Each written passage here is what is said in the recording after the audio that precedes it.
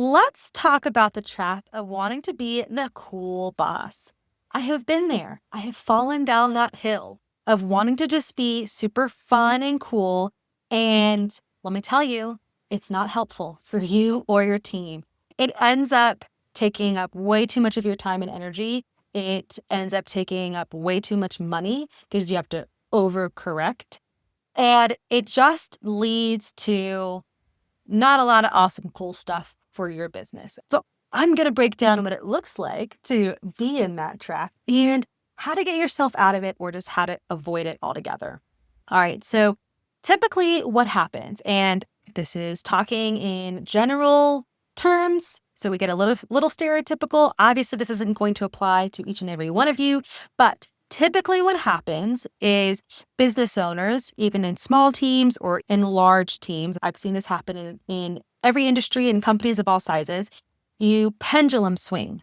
So you start off wanting to build a great culture. You want to be approachable and fun and flexible. You want to have some kind of story that lets you write a super cool LinkedIn post where you're like, this person did this, but I still believed in them. And this super awesome thing happened. And that becomes your cool opening anecdote for your next TED Talk, right? And you want to be friends with your team.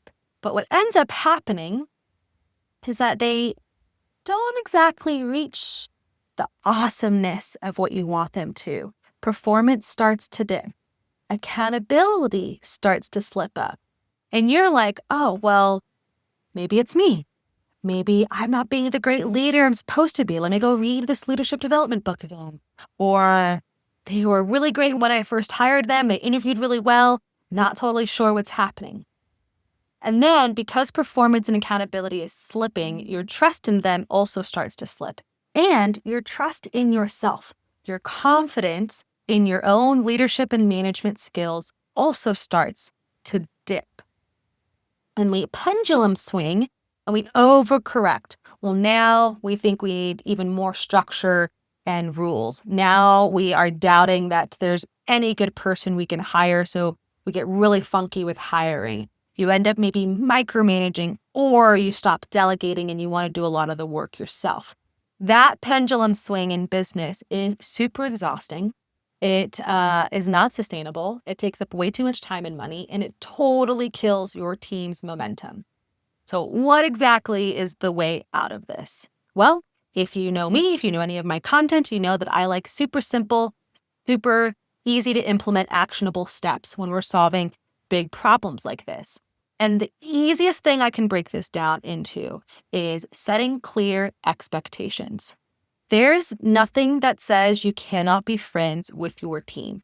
When I have my check-ins with my VA every week, these are 15-minute check-ins, and we spend like 7 to 8 minutes catching up and talking about like her farm animals and like what's the next animal she's going to buy for their little homestead, okay? So you can totally be friends with your team. My husband has worked in large organizations. He's had team members where we've gone to concerts with them. These are the people that he manages and has to set big expectations for on an everyday basis. We've gone to concerts.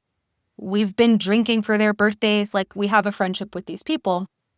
And the reason why we've been able to do that is because we've been able to set clear expectations for our team. I'm not saying you got to be friends with everyone you work with, but I'm just saying it's possible if that's something you want to do. So you can still be a fun boss, but also be a great leader and not fall into the trap of just trying to be cool, right?